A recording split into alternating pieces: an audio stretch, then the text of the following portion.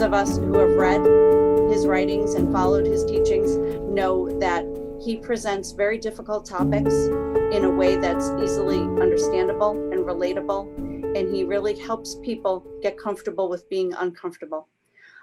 It is a remarkable turn of events that we were able to get him here this evening for just a few minutes, and we know that. So I'm going to stop talking and hand it over to Dr. Eddie Moore for just a great honor for the entire Capital Region. Thank you, Dr. Moore, for joining us this evening.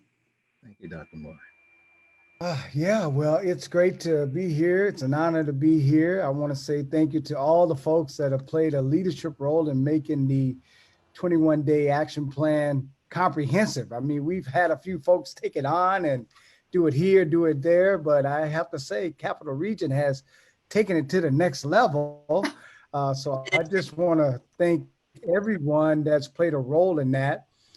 As you can imagine, as mentioned by Denise, I've been presenting my entire career on the topic of white supremacy, white privilege, and other forms of oppression, partnered with some diversity stuff, teacher education primarily, which is my area of specialty. And when you're grappling with that subject matter, often what has happened over the years, after the session, people say, well, what can I do? I mean, by and large, most folks, I feel, come out of the session ready to engage the topic and want to know what to do. And I used to say years ago, things are so bad here in America, we got to do one thing a day, 365 days a year. And what came to realization is that just seems so daunting. It just seems so big, such an overwhelming challenge, even though I think people felt motivated. So that's where the seeds of the 21-day action plan began. And so after thinking through that and thinking about the research, 21 days, building a habit building, that's when I reached out to Debbie Irving and said, hey, Deb, I got this idea and I really like to ask you to partner with me. And there came the 21-day action plan. Debbie and I worked together to create the first plan. We reached out to Marguerite and the three of us just began from there to build, strengthen, evolve. And we've been building, strengthening, and evolving it ever since. And even most recently, if you've looked at the websites of Debbie and my web pages, you'll see we've even partnered with more folks. In fact, we've done a self-care 21-day action plan. We've done a 21-day action plan specifically for educators. I'm working on one right now for football coaches, as well as working on one on the topic of white fragility. And so we've been really trying to now get really specific and try to help folks with specific issues or specific areas or specific organizations, depending on what their area of specialty is. So it's really just exciting to just see so many folks pick up the action plan. Let me stop by saying one more thing, just because I think it's really important for people to know actually two important points about the 21-day action plan. Number one, it's Black genius, Black excellence, that this plan was founded by a Black man. Okay, I definitely partnered with Debbie and Marguerite to evolve it. I mention that because sometimes, you know, I just want people to know it's 21 days and it's a challenge. Okay, it's not some palatable tool just to get people doing diversity kumbaya work. It was specifically designed to challenge around systems of power, racism, oppression, white supremacy, so on and so forth. So I'm just really asking folks to keep that challenge alive. It's Afrocentric, Black owned, and that's an essential part of the 21-day action plan. The other thing is, I didn't grow up thinking someday I'm going to be the founder of the 21-day action plan. This is divine inspiration. Now, I'm not here to proselytize or, you know, say any kind of religious spiel to convince or convert anyone. I just think it's important for folks to know that I consider this the greatest social justice gift to the world. It's not mine, it's ours. And I just really want to encourage people to pick it up, to run with it. But most importantly, don't talk about it, be about it. There's no reason now to say, what do? I don't know where to start. I don't know how, what, all that kind of stuff. The plan is pretty clear. So I just wanted folks to know those two last things. Again, I just want to say I'm honored to be here and just give a big thanks to everyone that's played this role in getting this to the region. And I wanted to see if there are any questions, because I'm happy to answer or respond to any questions. Well, our leader and our director is Dr. Hayward Horton, who is a professor of sociology at SUNY Albany, and is one of the preeminent leaders throughout the nation on these topics as well. So we are very lucky that we have him, and I am sure he's dying to ask you a couple of questions, and I'll pull some off the web, off the Facebook page as you start us off, Dr. Horton. Well, first of all, Dr. Moore, it's a privilege to meet you, sir. And I've had a wonderful time actually studying your 21-day challenge. When I first saw it, I said, wow, I saw so much that can be used in so many different formats. When you're talking about what we're doing now in terms of a training, in terms of you can use it in the classroom, it has so much flexibility.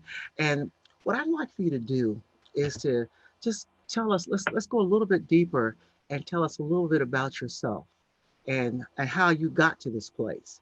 We want to hear a little more about that genesis, because you didn't just stumble onto a 21. Somehow or another, there had to be a journey. And parenthetically, I don't mind the whole idea of you're saying this was divinely inspired, because along being a college professor, I'm a fully ordained deacon. So I kind of feel that. Okay, so we're on the same page there. But I want you to kind of expand on that, because it didn't just, because you have to have a journey. We want to hear a little bit about your journey to become the originator of this 21-day challenge. Please, sir.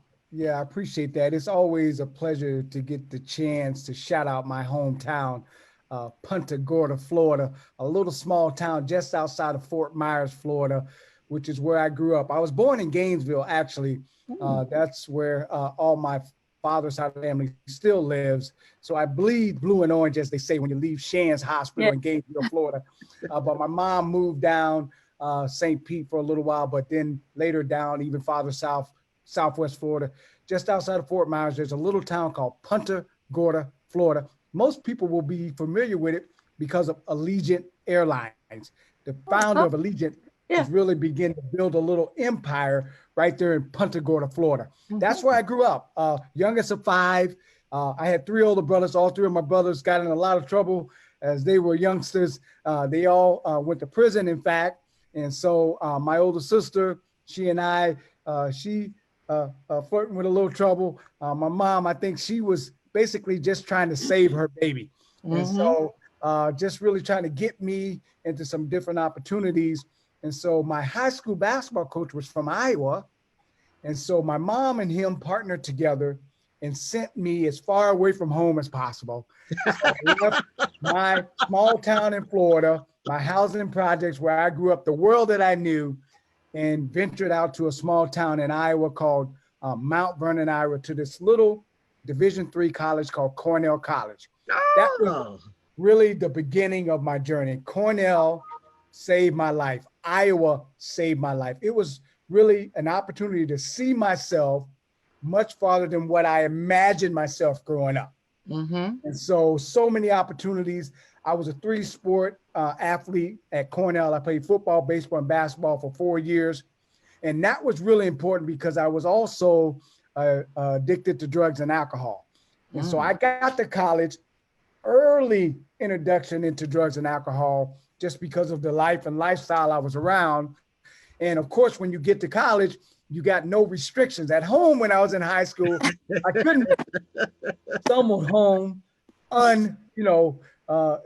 interrupted, because my mama, she didn't play, if you know what I mean. But when I got to college, mama wasn't there. And let's just say I just went to the deepest end. Now, athletics was really important because I think that's why I stayed alive as a drug addict and alcoholic in college, because I had to train, to play, to compete, to practice. And so I think that interrupted some of my patterns of behavior. But once I graduated college, speaking of divine inspiration, Doc, I made it in 4 years. A political science degree. I just have to look up and thank the Lord, thank my mom. Something played a greater role in me making it 4 years based on the behaviors I was involved in. I could do a whole show on that behavior, but the bottom line is I made it out 4 years, and I went back home and I got with the same people my mom tried to get me away from. And in 2 years, I had become fully addicted to crack cocaine. And so I was on a real downward spiral, and I was working Big Brothers, Big Sisters. I was coaching. I was assistant a basketball coach, a substitute teacher. I was a functioning drug and alcoholic.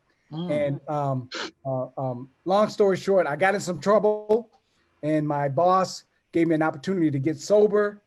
And I took that opportunity, and 27 years later, here I am, a crackhead with a PhD. So I got myself clean. I left my hometown once again for Iowa, where I went to another small college called Loras College, and I got an opportunity to get my master's degree. There I met a college professor who had went to the University of Iowa, and he was teaching, go Hawks, and he really opened up my world. And I went back to college for my master's degree to coach football. This professor said to me I was wasting my talents on X's and O's, and I could do more as a college professor than I could as a football coach. And another opportunity in Iowa to see myself farther than what I imagined. And it was there I went to the University of Iowa. My first class at the University of Iowa was a young professor by the name of Michelle Young, who said to us, "You're not committed to diversity if you're not exploring issues of white supremacy." And that opened up a whole nother way for me to do my research, because every research paper I did from there on was really examining white supremacy and all its findings. And that's where my seed for the exploration and the challenging of white supremacy was planted. Finished my coursework, took a job back at Cornell as a director of diversity. And that's when in 1999, I started the White Privilege Conference. I wanted to create a space to talk about more than diversity. And so that's where the journey around creating educational spaces, a conference, in fact, to explore something beyond diversity, because there are a lot of diversity conferences out there, and a lot of them I still go to, but I felt like we needed something that went beyond diversity 101, if you know what I mean, 201 even. And that's where the White Privilege Conference came about. And not only were we looking at tough topics, I felt like there wasn't a place for people who do diversity work to go do their work. And that was another real element that was key for the White Privilege Conference. And so all of that, I mean, if you can crumble all of that up in a ball, that was really the genesis, Doc. And from there, I mean, I've just really been trying to live my life not to take advantage of the second chance I got. I'm really blessed that I got a second chance, not only from the recovery, but from the women who were my supervisors that could have really put me away, to be honest with you.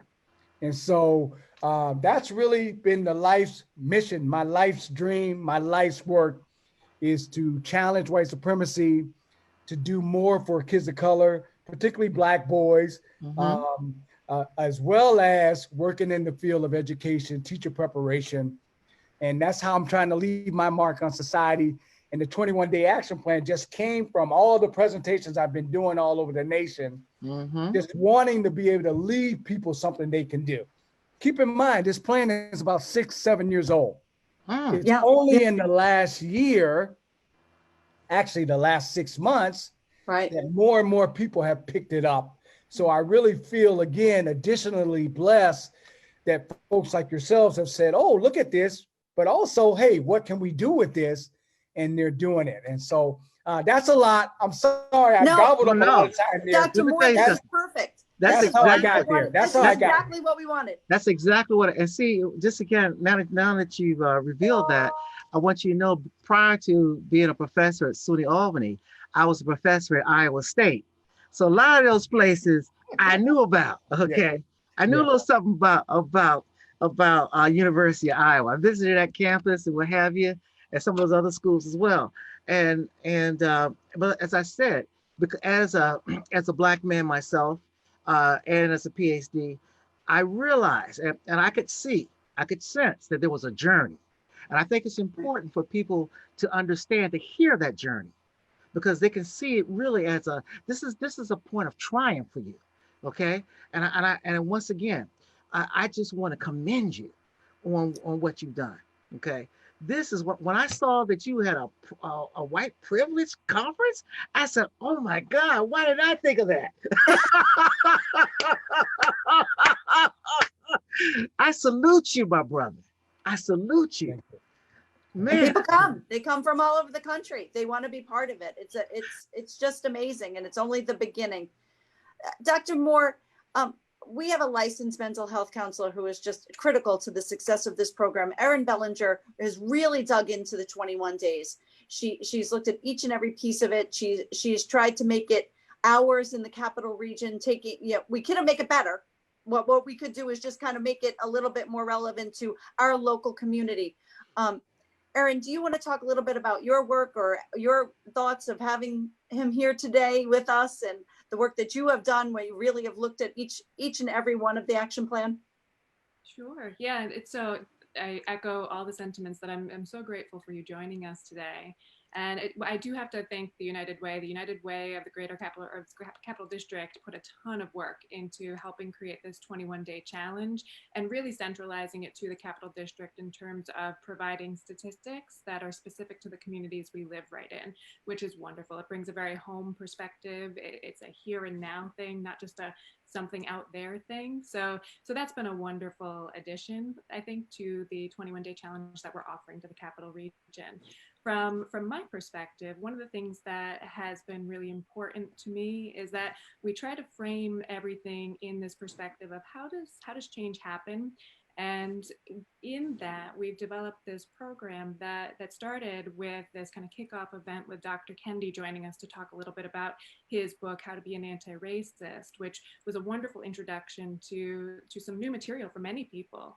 And so introducing material and then rolling into this 21-day challenge where the resources are endless. And it's a wonderful opportunity to provide so many different angles on racial equity and new learning opportunities for each person that participates.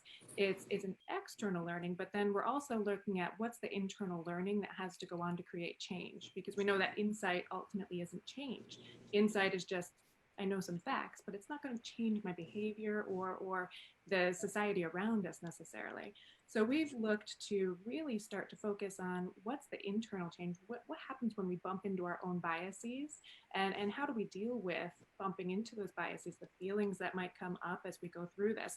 And as you mentioned in your opening, the process is hard. This is supposed to be a challenge. It's supposed to be something that we really want to wrestle with, and we want to wrestle with the internalized beliefs that we've grown up with that speak to systemic racism or support or hold up systemic racism.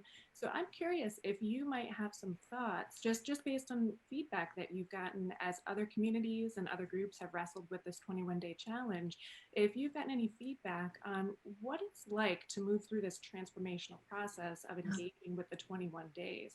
What's your feedback then? Yeah, Erin, that's a great question. And thank you again for your leadership. And I just have to keep echoing that the plan does get better because of diversity and the diversity of ideas, the diversity of experiences. And where we are today, even the plan that's posted today has evolved because of the number of people we met. Of course, the things that have happened in our society. I mean, music is changing, current events are changing. So that's been really great. So I look forward to seeing some of the added additions. We are right now, Erin, in this period where we're trying to get a sense of, is this thing working? All right. We've been hearing a lot of great antidotes, a lot of great reflection stories. But for me, I'm a researcher. I need evidence. I need proof. So that's where we want to move to next, is really demonstrating the proof of 20 days of habit building challenge, what that looks like, what is the evidence of that. Now, I've had a little sample. I had a high school student who went through the plan, and I actually was closely involved with that and monitoring that and working with the person that was working with her. And then we had a session at the end, and I asked her, because I had to know, I said, come on, tell me the truth. Give it to me straight, right? Like, is this thing changing your life? Is it working? Is it having an impact? And she said, you know, I don't know, Doc. I don't know if I can say I've changed my behaviors. I don't know if that's the wording I would use. She says, what I will say is I'm different at home. I listen to people differently. I hear the things that my parents are saying about issues differently. I participate in conversations with my friends differently. I bring up different things. I read different things. I listen to different things. And I think that's been really the thing for me that helped now zero in on habit building, behavior change. And so how do you measure that? What does that look like qualitatively, quantitatively? I think those are real next steps. I'm also trying to, along with Debbie and Marguerite, work with an organization that's gonna scale the plan.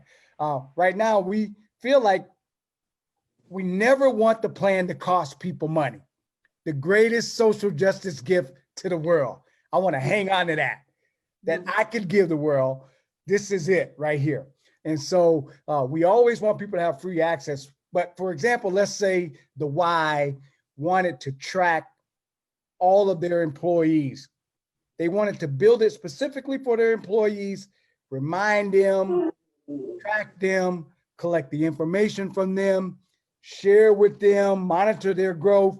That's the platform we're trying to move to now, because as a nonprofit, as you can imagine, with the name privilege in our title, in one of our #1 programs being the White Privilege Conference, let's just say sometimes we face some challenges when it comes to the gifts and the funding from grant organizations, simply because of the title of our program. So, hey, you know, I'm an entrepreneur, I'm an innovator. I said, all right, well, we'll generate the resources for ourselves. So all the funds that we'll generate from this tracking platform will go so we can continue to fight white supremacy till the day I die and my kids die as well, if it's still hanging on as strong as it's hanging on today. And so that's really what the goal is now. But your question about, you know, tracking, I mean, really proof, really feedback, really analysis from folks. We're getting some really great stuff, but we haven't really spent time tracking it. We've been so busy now, as you can imagine, with some of the stuff going on, all of us, Debbie, myself, Marguerite. And so we're finally slowing down to say, okay, guys, okay, y'all, how are we doing with the plan? What's the goal with the plan? And so we're gonna get somebody to monitor our Facebook page now to collect some of that. So look for more of that, especially through the winter months. And hopefully by next year, we wanna be better able to demonstrate the real proof. Stories like yours will be the kind of stories that we wanna be able to show testimonies from. But also we want to be able to help organizations that internally may want to take on a plan for a year. Right. And really gather the information and really demonstrate how the plan is changing not only the individuals, but hopefully the institution, which is really right in line of what Brother Dr. Kendi is talking about. Like, he's introducing new language, new goals in reference to social justice, like becoming anti-racist. My question is, how do you know you're getting there? How do you know you're moving along that path? What if you've never taken a step before and now you want to get started? And so really trying to have the plan maybe be a starting point for folks, or if folks are moving along, maybe a challenge point, or if folks have been doing stuff, maybe an assessment point as well. Count us in, first of all. I speak for all three of us and the hundreds who have already signed up for this. We have about 2,000 people who have engaged in this just from social media, and we send them the email each morning. So count us in. However, we can continue to work with you and be part of this. I feel comfortable committing us to that, because this is really, it's been such a privilege to follow the social media comments, to receive the emails, to see what folks are saying. I do believe for a large portion of the people who are involved in this here, it is making a difference. They do feel it. They know they are thinking differently. You said it perfectly. The way they behave at home. Mhm. You know, they're holding their kids and their husband to task. You know, they don't want to hear this from their father anymore. You know, and I think that that's really where we're seeing people want to make that change and really actively doing that. And we're trying to implement some programs after this. Because what do you see in terms of, and I know we only have you for another minute or two, what do you see as what could be most valuable to organizations like us, besides attending the privilege conferences, and what could we be doing in terms of continuing the educational process and continuing our road to really getting the work done? Yeah, well, I think the real way to show improvement around anything you're trying to do is keeping track. So I And think people that, love that. That's the one element of your program. They love that piece of it. The number one positive comment has been that. So thank you so much. It was brilliant of you to come up with that piece of it. yeah, and I think that that's going to be really the evidence that you're moving down the social justice or the anti-racist path. Right. Here's the thing I'm growing most frustrated with and asking people to reconsider. When people say to you they're committed to social justice or to diversity and inclusion, most times we believe them. What I'm saying is, no, I'm sorry. Based on where we've been in these last few months around these issues, I'm sorry. I don't believe you. And the evidence of what's happening in our nation around these issues clearly shows somebody's lying. I mean, Right. You have no reason to believe anybody. Absolutely. Yep. Somebody's Absolutely. lying out there, right? So what I'm saying, and this is just for the people we know. I'm not spending my time on the most resistant people. That's right. Okay. That's right. I've learned doing this work, there's some pancakes you'll never flip over. Right? And I'm okay. If that's where you want to be, I'm just not going to give you all my energy, all my love, all my expertise. Yeah. I want to work with people who want to move along the journey. Mm-hmm. And what I'm saying to those folks is you need to show evidence. If you're down with diversity, what's your evidence over time? Mm-hmm. 21 days is just a way to get you started. How are you doing after 30? How are you doing after 60? How are you doing after 90? I mean, I've been actually talking with someone about maybe organizations or individuals having their own social justice website, like proof, almost living proof of the things you've been doing over time around these issues. So that's a lot to say that I think the answer to, and the advice I'm giving to folks to really making a change, having an impact, especially in the time we're in now. I mean, it's not just George Floyd, it's Ahmaud, it's Breonna, it's Trayvon. I mean, the countless number of trans folks of color who we can't even name off the top I know, of I know. right? Mm-hmm. Like, I mean, we're in a time now where justice needs to sing loudly. And it feels like to me, the people who are speaking the loudly are white supremacists. The folks who are gaining ground in reference to hate and disparities.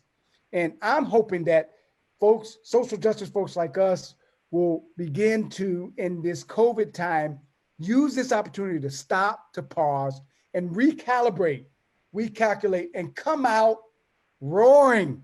Katy Perry, I think it was, who had that song. Exactly. Very nice. Like that we reemerge from COVID, from pandemic, differently in our commitment to social justice. And I'm okay with Professor Kennedy's language, right? That we're pursuing anti-racist.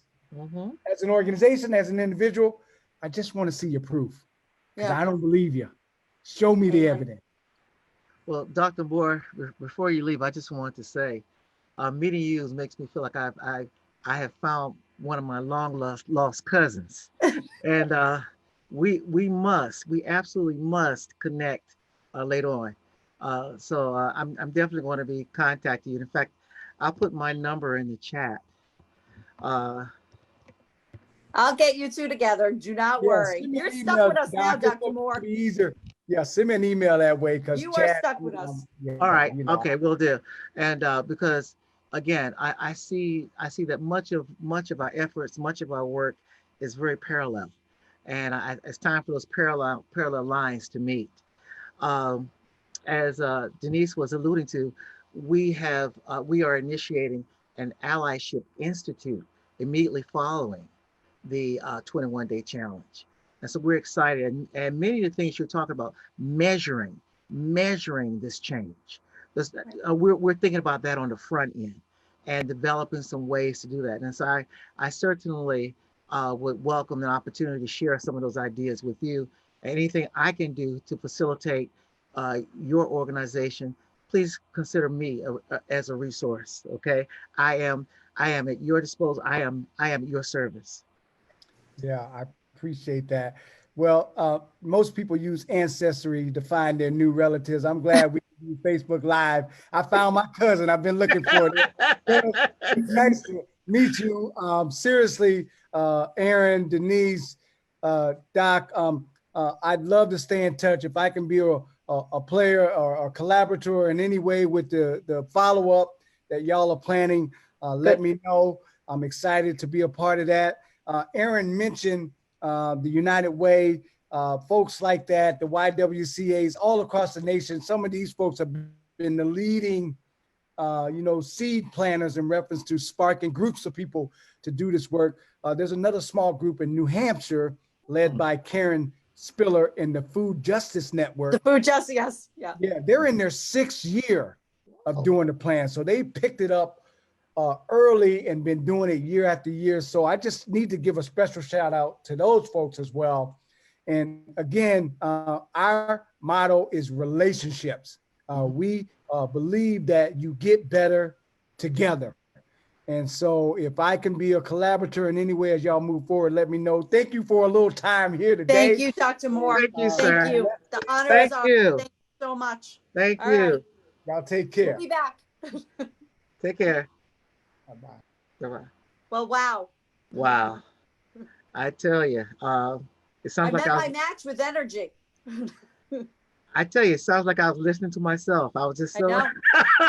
I know.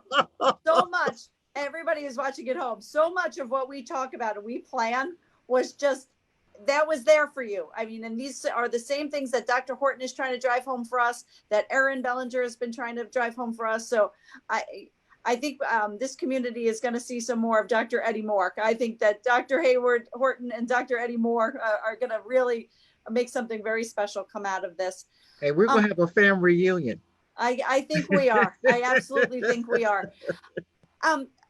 One of the questions that I'm getting here is, and I alluded to it, but maybe Erin or Dr. Horton, since you are the director of it, will you talk a little bit about the Allyship Institute and where we are going to go from here? And then before I let the two of you go, I just want to talk about next week and the check-in for next week. Sure. Basically, the Allyship Institute is our effort to empower those persons who want to do this anti-racist work. In other words, many of you will say, okay, I'm excited. I'm realizing some things about myself I didn't know. I'm realizing things about my society that I didn't know. So what do I do with this? Well, we're going to show you, we're going to give you the tools so that you can make a commitment and take those measurable steps to actually helping to eradicate racism. That's what anti-racism is about. And the irony is, just as Dr. Moore was saying, we're not trying to change the hearts and minds and souls of hardcore racists. That's not what it's about. Because it's certainly not about making you feel good about yourself. Certainly, hopefully you do feel good about yourself.